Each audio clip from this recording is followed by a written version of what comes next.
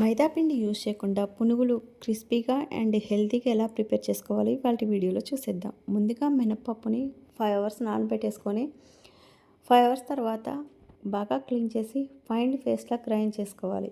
ఇప్పుడు ఈ మిశ్రమాన్ని మిక్సింగ్ బౌల్లోకి తీసుకొని ముందుగా క్లీన్ చేసి పెట్టుకున్న 1 కప్ ఇడ్లీ రవ్వ, 2 కప్స్ బియ్యం పిండి యాడ్ చేసి బాగా మిక్స్ చేసుకుంటే పునుగుల బ్యాటర్ అనేది రెడీ అవుతుందండి. ఈ బ్యాటర్లోకి బియ్యం పిండి యాడ్ చేయడం వల్ల పునుగులు డీప్ ఫ్రై చేస్తే క్రిస్పీగా అండ్ టేస్టీగా వస్తాయండి. 3 అవర్స్ తర్వాత ఈ బ్యాటర్లోకి టేస్ట్కి సరిపడా సాల్ట్, 1 టేబుల్ స్పూన్ జీలకర్ర, ముందుగా చాప్ చేసి పెట్టుకున్న ఆనియన్, పచ్చిమిర్చి, కరివేపాకు యాడ్ చేసి బాగా మిక్స్ చేసుకుంటే పునుగుల బ్యాటర్ అనేది పూర్తిగా రెడీ అవుతుందండి.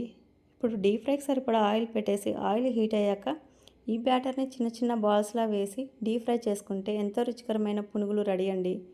ఈ వీడియో నచ్చినట్లయితే లైక్ చేయండి. Thank you for watching.